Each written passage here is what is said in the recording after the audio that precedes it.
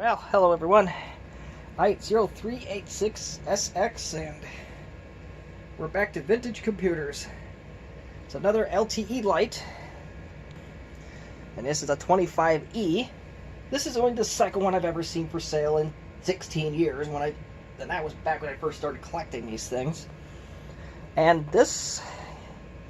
I wanted to showcase this one because it is unique in a way, besides being from the property of the British Standards Institution. But it is in a little bit of rough shape. I don't know if it powers on yet. And hinges are definitely very loose. So that's unfortunate, but... And one of the hinge covers, or hinge thingy, the clips, I almost called it a thingy, oh my god, snapped off during shipping. It's a pretty standard 25E from across the pond. It's got that little bitty enter key. And who knows, there may be something lurking once I open this thing up. But pretty standard docking station. Does have a big crack over there, fortunately. VJ. The power connector's the same as the American ones. It's starting to crack, a little bit of plastic. And then we turn to the right side of the machine. This is the part that looks like a network card to me, because that has 8 pins. So this is I did not even know that the LTE Lite even came with anything like this. It is very possible that this is some kind of European modem standard that I don't know about. I am over in the United States, so I don't know what they all use for telephone standards over there, but I'm going to inspect this laptop a little bit more. I assume that the battery that's inside it, the CMOS battery, has since long depleted. It is a standard nickel metal hydride battery, which there's goo on it, so I don't know where that came from, if that's from a rubber foot or that's from the computer. But it does clip and tack, so that part is good. So, for the time being, that's all we're going to have. We're going to implement some American standards, so to speak, and at least get this thing to the point where it's running. I don't know if it has a Connor or a Seagate hard drive, so that's going to be, we're going to find that out in the near future. So here's our American batteries, and we even got a big old European cable with this. The rest of the power brick looks like any other one you'd get in the United States.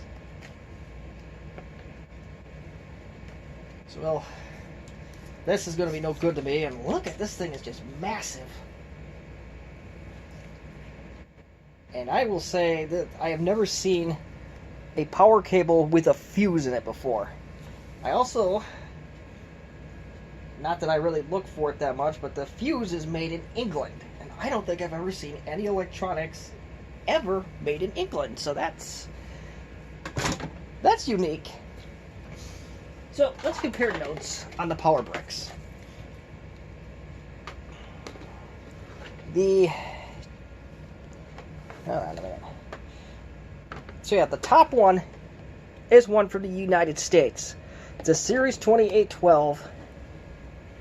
The voltage is a 100 to 120 / 220 to 240. Both are exactly the same. Amperage is the same. Voltage, amperage, wattage is exactly the same across the board on both power bricks. And it's replaced with Compaq spare 129827001 across the board on both power bricks. So I think the power bricks are exactly the same across the world. Let's see if we power one of these up and blow things up. Yep, power brick works. We got green light. So that's good. And I don't dare write on this, but I'm going to. I'm going to write a little UK on there because that's where it originated from. So I think at this point I blabbed enough, and I'm going to replace this off of camera.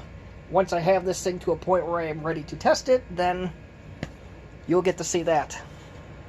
But for now, with the magic of video editing, I'll be back right now.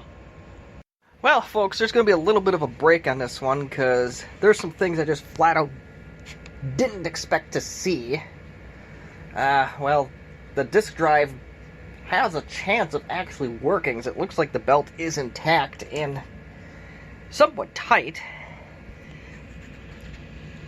There's a date on here of 1/4/97, which is very late for an LTE Lite. The 5000 series was well into existence by then. Part number is a little bit higher than I expected. Usually it's a 1-2 something Compaq part number. But the hard drive is what caught my eye. This is a 12mm drive. It's an ST9420AG. This is a non-OEM drive, and I'm shocked to see it in here. Now, I made a video the other day where I got a drive to work that was non-OEM. So I know it was possible, but this really caught my eye because it's only not something that came with the machine. It's not even Compaq branded. So very, very shocked to see some of the things I saw so far. But in the meantime, I will continue with the standard disassembly procedure, and we'll go from there. Okay, machine is mostly back together. You notice that I did not put the final cover on, and there's a very good reason for that. That non-standard hard drive kind of threw a wrench in the works here. And also, I want to see if this card on the right is an actual Ethernet card or some specialty modem they have in Europe. So here goes nothing. And we do turn on.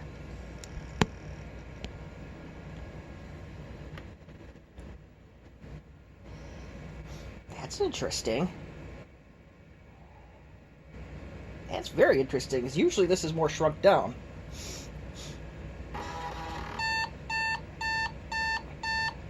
Alright, all the standard suspects. Today is, it is June 9th, 2021 at the time of recording. And time, it is 2029 now.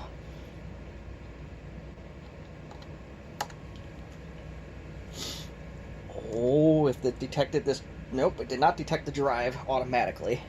And that's fine. So let's go through our list here. Now, if you have a good memory, I don't suspect most of us do, I certainly don't. The cylinder count is 988, cylinder 16, heads 52. If we find something that's around 400 megs, then we got our answer. It's definitely not going to be that. They might have did what I did with the 500 meg drive and ballpark it. But my ballparking was a lot closer than what I think this one's going to be.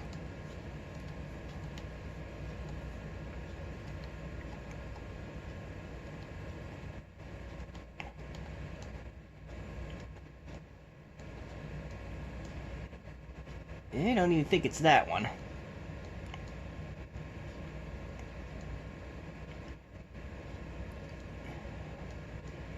Well, none of these come even close.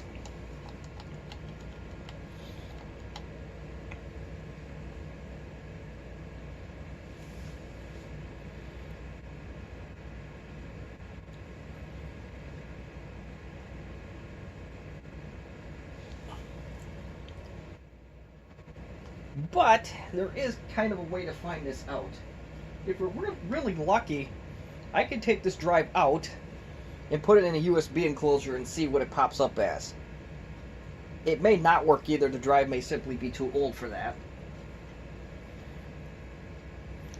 Or this may be something that somebody slapped in, whether it's at the British Standards Institute or whoever had it after me. Either way, I'm going to do that one offline, and we'll see what we get. So, with the magic of video editing, this will take no time for you, the viewer. For me, it'll be a few minutes. Okay, so after much deliberation, I found that the drive was blank.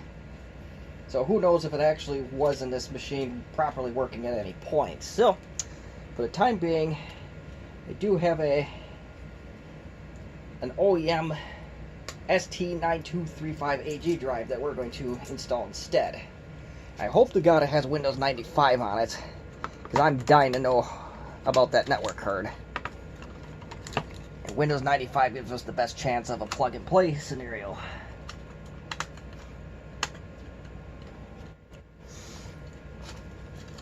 We won't even fasten the keyboard this time. And I just realized I had this thing plugged in the whole time. Oh well.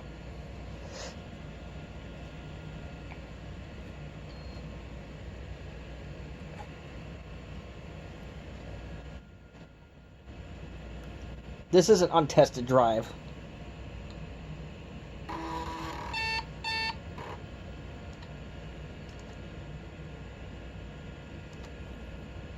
And it did at least detect that, so I'm very interested to see what the BIOS says about that card, if anything. Modem state is off. Internal modem second serial device is on. An IRQ4. So, I don't know what to think of that, so we'll see. Hopefully, we'll get an answer soon. Okay, so the screen stretched out back to what I've seen on other American machines. Notice the RAM count is down here instead of up here.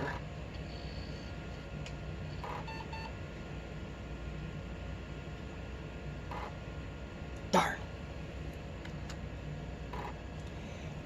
And one thing I did, I don't know if I mentioned it already, but there was more good news about the hinges. The screws holding them on were just very loose. So that worked out in our favor. I really want to get an operating system on this machine. But we are going to test our luck. We have a 3.5-inch floppy. It has Compaq setup LTE Lite. So we won't be able to do much with it, but we'll see if it'll read a disc. That's a no.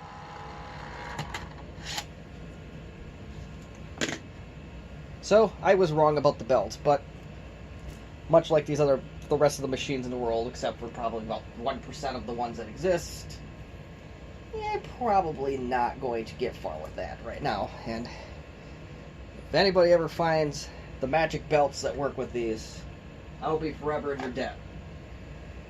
So will the rest of the vintage computer world. So, for the time being, we're going to put this thing back together, and I'll have to whip out my docking station and get an operating system of some sorts on here. So that's going to definitely be an offline thing. So magic of video editing, it's instantaneous for you. For me, I think I got an hour's worth of work here.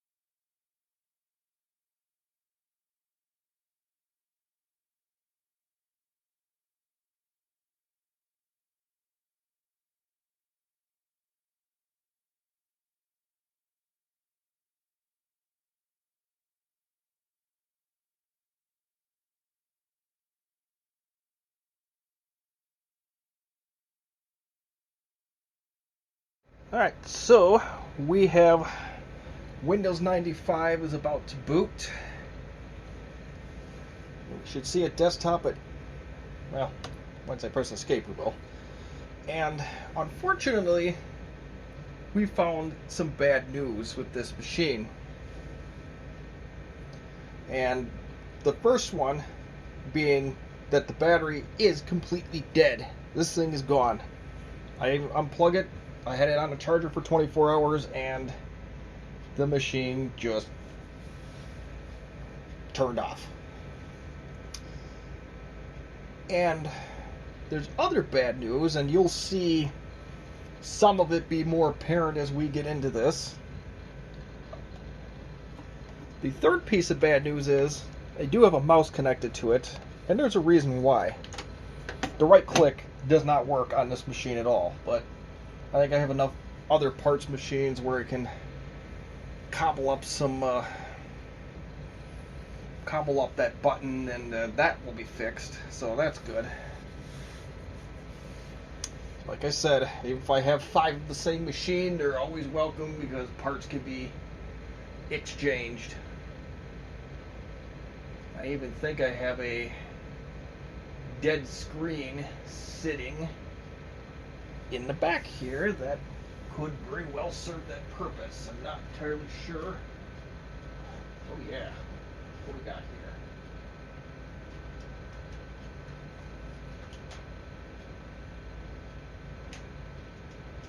I have a case for, I don't know what this is. I think I have a very severely damaged, physically broken 433C casing that has our trackball. So okay, that part is resolved. Cool. Easy enough.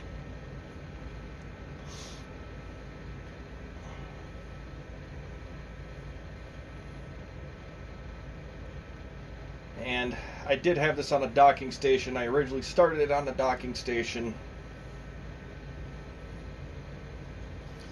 So it's got to go through this business.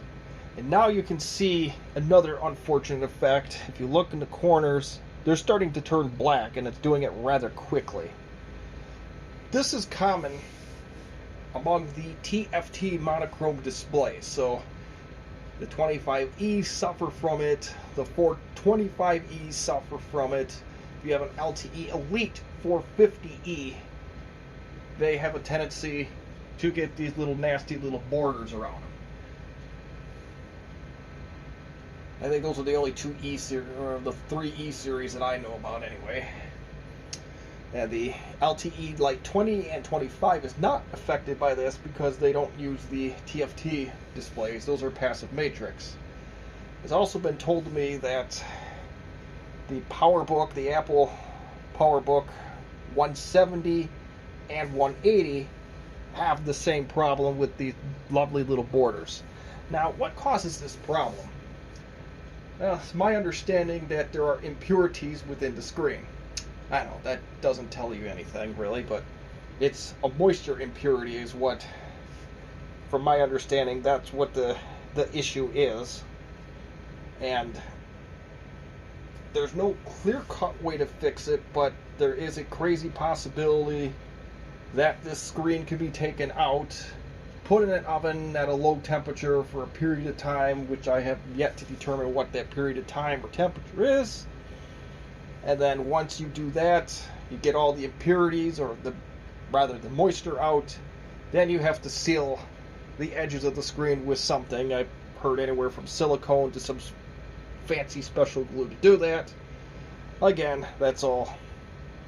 There's no definite pass to this one, but considering how quickly this screen is starting to do this bordering, tunneling effect, this may be a good candidate to try some things on.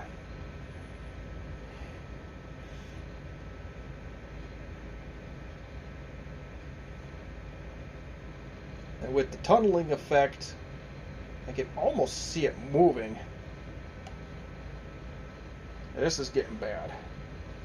My other 25E does the same thing, but it doesn't do it this quickly. It takes maybe half hour, 45 minutes before it gets this bad.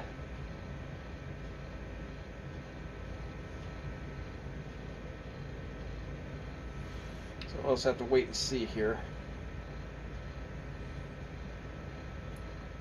Worst case scenario, I can dig out the monitor and we can work off of that to finish this off. But there's one more thing that I thought was a really exciting thing, and it's probably not as exciting as I thought it was.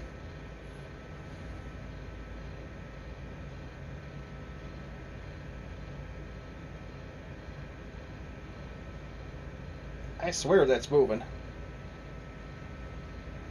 If you can't tell by now, you can really tell in the bottom borders that this thing's got a nasty impurity.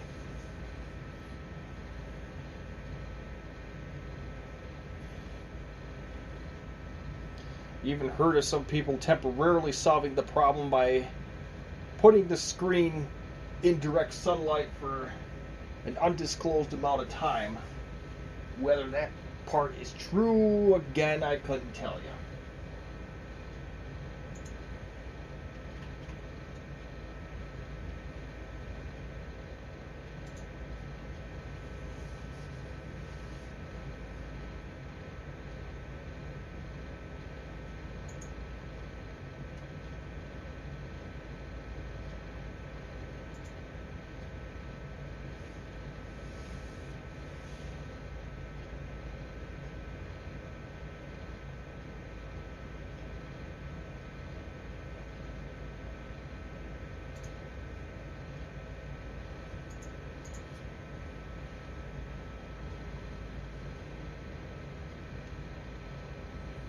I hope this screen lasts long enough for me to show you the other unfortunate thing, or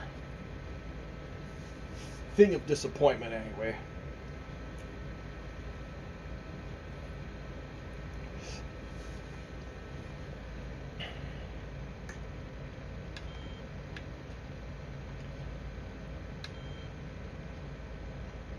And even when you turn the screen off, I basically am enabling the power saving mode by doing this. You can tell that there is clearly, well, probably won't show up all that great on camera, but there are black borders still.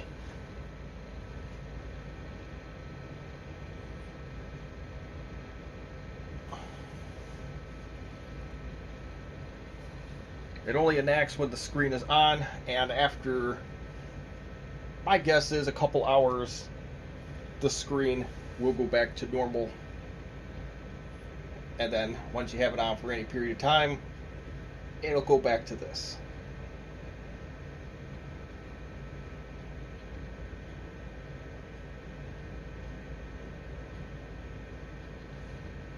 Of course it's got to restart. Everything's a restart with this crappy operating system. This is kind of interesting. It says WS is now restarting. Or OWS is now restarting, depending on what angle you look at it. If you look at it from directly above, it'll say S is now restarting.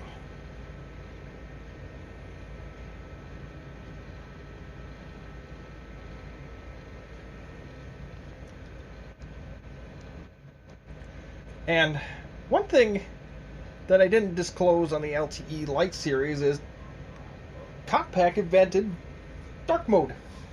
If you do function F3, you'll inverse the colors. So it's kind of dark mode.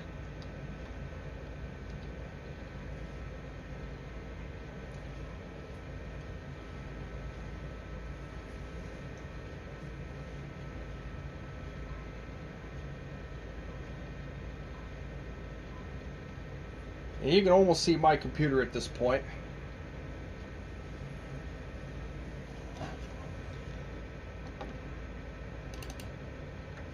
System says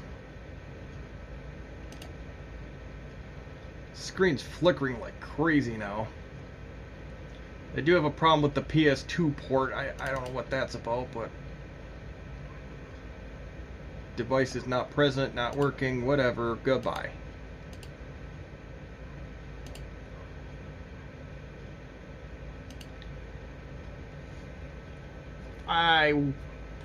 We have a modem. According to Device Manager, Let's see if that's the case. Yeah, standard modem. So I think if we quickly work here, this is going to be a little bit of a guesswork because I can't exactly see what the cursor is in the corner, but if we work fast, I think we'll be fine.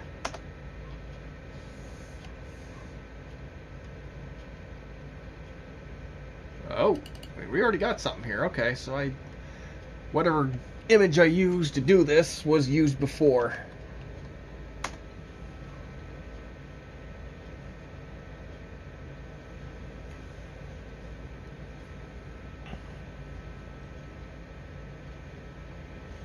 And I don't see my modem doing anything, so I'm not sure if we got old configuration in here or exactly what we got going on.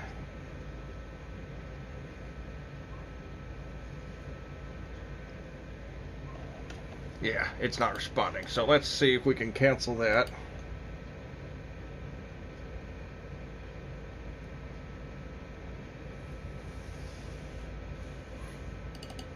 Die trying. Let's remove the modem and try to add it back in.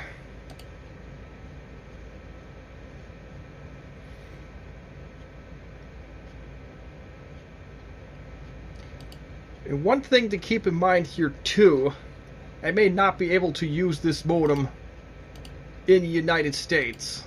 This computer did come from the United Kingdom, so anything is possible. Let's see if we can do this really fast. This screen is becoming quite useless.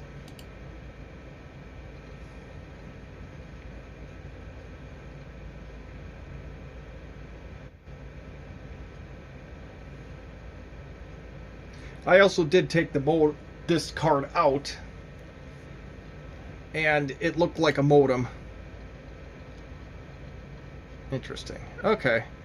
So I don't know entirely if this is a network card or if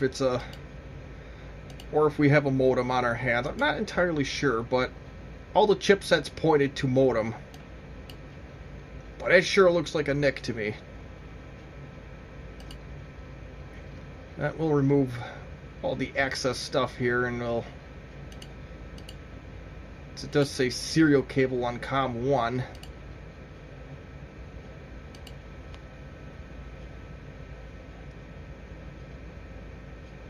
I don't care.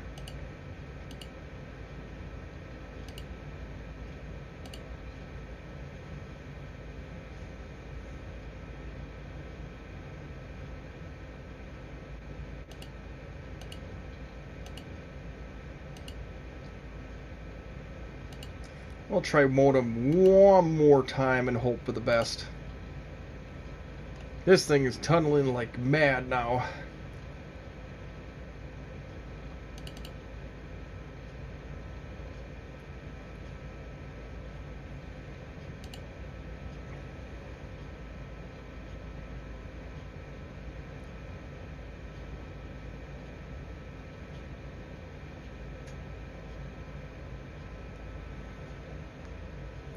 Alright, I have no idea what's going on here, so we're gonna pretty much wrap this up. This may be... The card itself may even be dead. I really wish that that original hard drive actually had any partitions on it. But no such luck.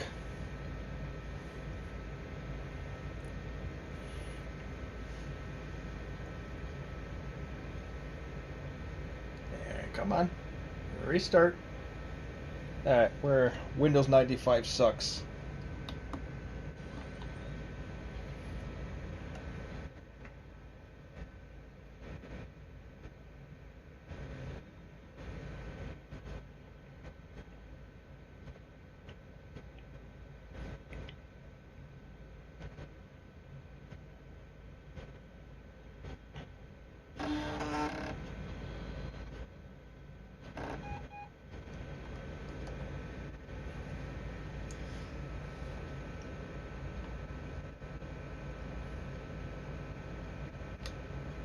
So internal modem second serial device is COM1 RQ4, but it says the modem state is in the off position.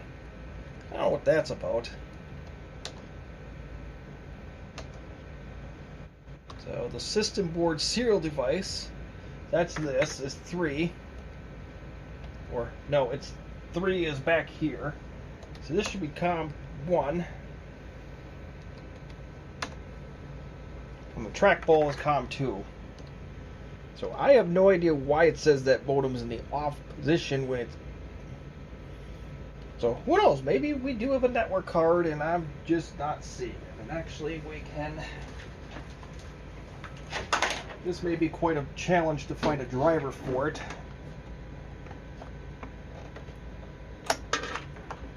This may all but kill it. I'm not exactly sure, but we'll see. I don't have any lights on it. Okay, so I can't exactly...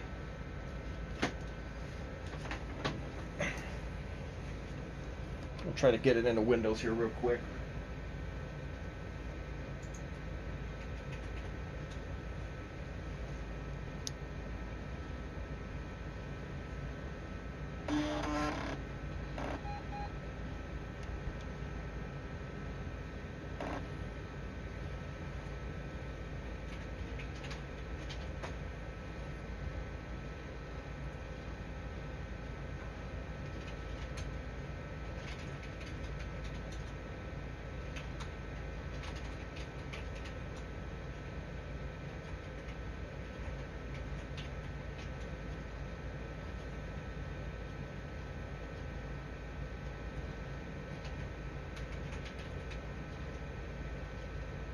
Oh, this is going to be fun to do.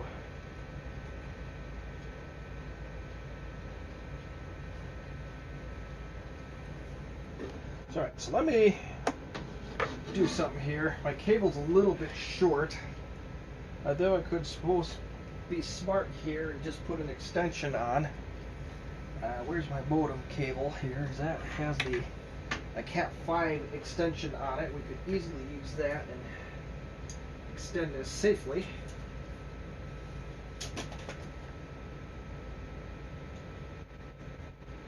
Even if mine's a little bit on the broken side, that's alright.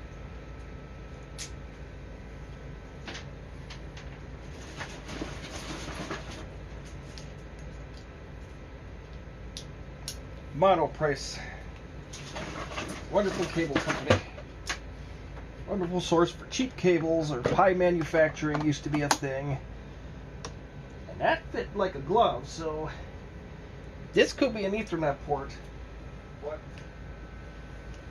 drivers are going to be funner than fun here to find. And unfortunately it's not lighting up on my switch, so I'm still not certain what this device is. If we have some special UK thing going on here.